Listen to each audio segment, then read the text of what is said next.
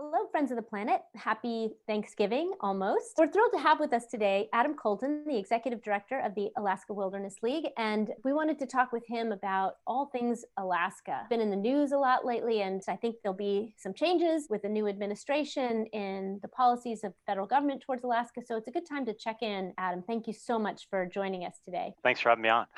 Great. We're glad to do it. Tell us about the Arctic National Wildlife Refuge. That's been in the news a lot. The Trump administration is rushing to do oil and gas drilling there, but it's such an incredible place filled with wildlife, a lot of it endangered, things like polar bears that people have a real connection to. And it's a place of great significance to a lot of Native Alaskan communities as well. But so many Americans will never see it. And so can you help us to know more about it?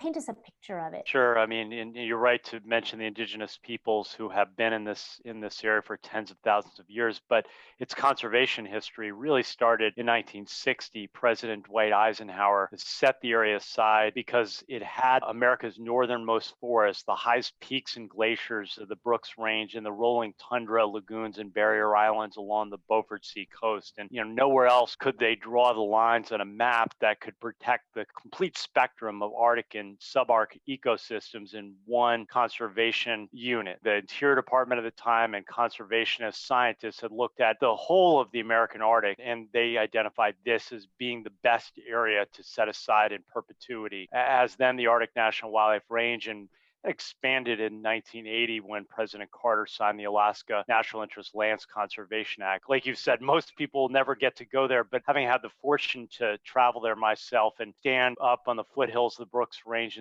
and look out to the Arctic Ocean, it's really remarkable because you've got this area, the coastal plain nestled between those peaks and the Arctic Ocean that's proposed for oil and gas development, but it's a narrow sliver of land, really, about the size of Delaware, but you could see clear out to the Arctic Ocean, and this is the area where hundreds of thousands of caribou on the longest land migration of any mammal on the planet come to give birth to their young each and every summer. It is the area where polar bears come on shore to build their winter maternity dens. It's where you can find rare musk oxen and millions of migratory birds that nest or stage in the Arctic Refuge before traveling to or through all 50 states and 6 continents. So it is rightly called, we think, America's Serengeti and really truly our last great unspoiled wilderness. Really sounds incredible. And I'm going to throw in a random pop culture reference, but I've been rewatching The West Wing with my husband. And I know this. Anwar comes up a lot. And the argument,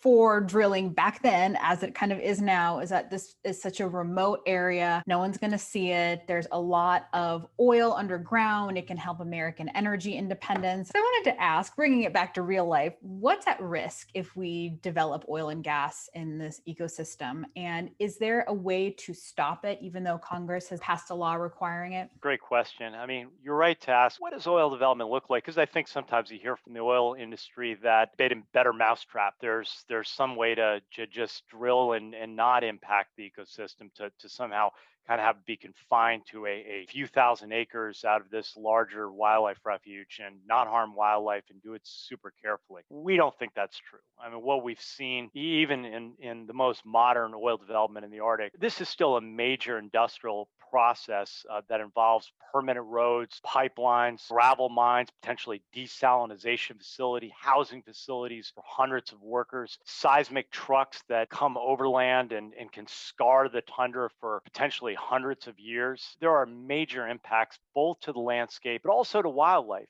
We've seen from scientific studies that using the best technology, we only know about half of where polar bear dens are. And polar bears are coming on shore to places like the Arctic Refuge more and more because of climate change. Caribou, we found from scientific studies, when they're calving, and that's where they go to the Arctic Refuge to calve, want to avoid roads, want to avoid industrial activity. It could be displaced from their preferred habitat, and we could see a decline over time. Caribou herd that uses the Arctic Refuge is the healthiest herd right now of any of the Arctic caribou herds. We're seeing declines in all of the other caribou herds in Arctic Alaska. Not yet, not right now, the Porcupine River caribou herd. This is an area that the Gwich'in Athabascan people considered the sacred place where life begins. They view themselves as the people of the caribou. Their villages are strategically located along the migratory migratory route of the caribou, and they are really concerned about what the impacts might be on their way of life. From an impact standpoint, what's different than when the West Wing was written then, we're more cognizant of climate change. The Trump administration is imagining this as a 70-year oil development project. You're talking about getting the first drop of oil 10, 12 years from now, and then developing it for another 60, 70 years. So as we're trying to turn the corner on our dependence on oil and transition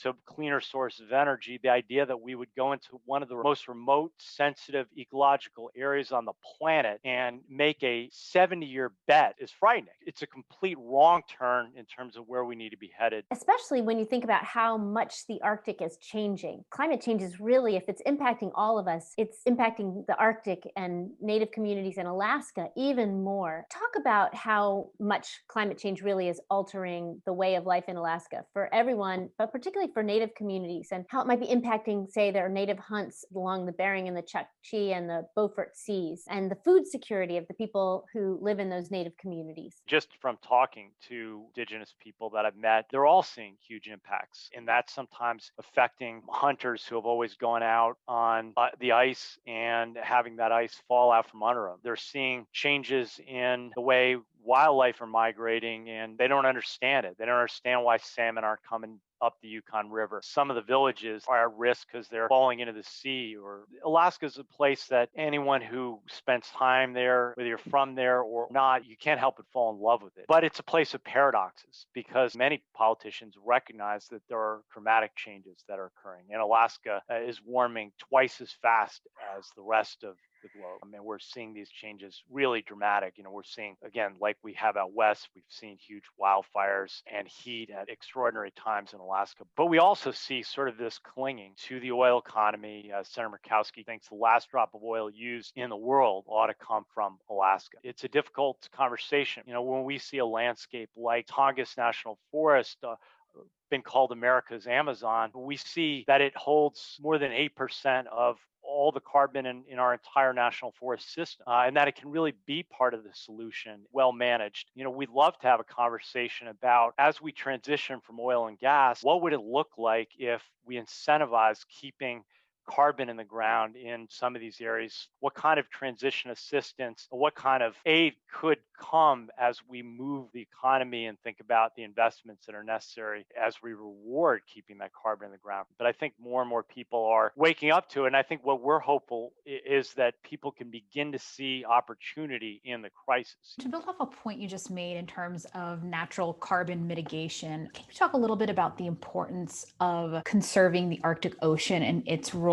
in mitigating climate change, and maybe why it's not such a good idea to be drilling for oil and gas there? Well, you're asking a timely question because for some reason, I don't think any of us can always figure out why the Trump administration is doing what it's doing in this particular period of time, but there was a real sensible rule that had been put in place during the Obama years to improve Arctic oil safety for offshore activity. The Trump administration just proposed rolling it back this week, and the Arctic Ocean is fragile and it's important in so many ways. Any oil activity that takes place off there is risky just because we don't really have the technology to clean up ill and broken ice conditions. We're excited for the prospect of a Biden administration coming in that puts such a high priority on the environment and on climate solutions, because these conversations haven't really been at the fore of the dialogue around the Arctic in recent years. You mentioned a minute ago the Tongass, which is another place that's under threat from the Trump administration. There's a mine that they've sort of been pushing, the Pebble Mine, that would threaten Bristol Bay and the world's most incredible salmon fishery, and it happens to be in America, in Alaska. Talk about what you think can be done to reverse some of those actions that have been also quite prominently pushed by the Trump administration. When we look at the election of President Biden, we see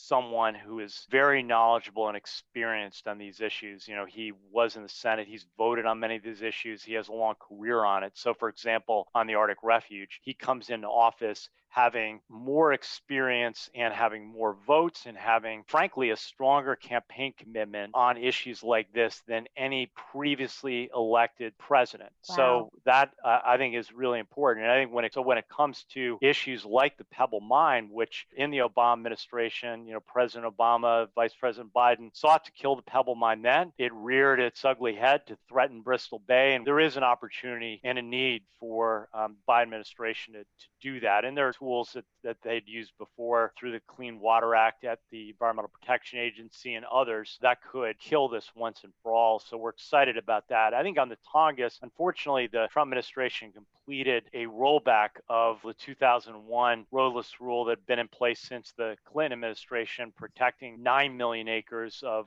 unroaded areas of the Tongass National Forest. These are some of the areas with the best old growth habitat, best wildlife habitat, sometimes 800-year-old citrus spruce trees. This rollback was complete administratively, but there's no question that a Biden U.S. Department of Agriculture and Forest Service could reopen and redo this and restore the roadless protections and take a stronger line on old growth timber sales. Well, Adam, thank you so much. I just want to mention for our viewers and readers that we have a t-shirt available on our website, and the proceeds from the t-shirt sales go to the Alaska Wilderness League because we support this work and think what they're doing is fantastic. Great Christmas and holiday Hanukkah gifts, and we'll have the link down below in this video, but they are original art from our art director, and we're really excited to have a little fundraiser to support Alaska and Indigenous communities and all the great work of Adam's organization. We're so grateful. We love the polar bear. We love the shirts. Some of our staff are buying them today. We're so excited that you're promoting it, and thank you so much. Happy Thanksgiving to you and to everyone. Thanks so much, Adam, and we look forward to continuing our conversation with you. Thank you so much as well.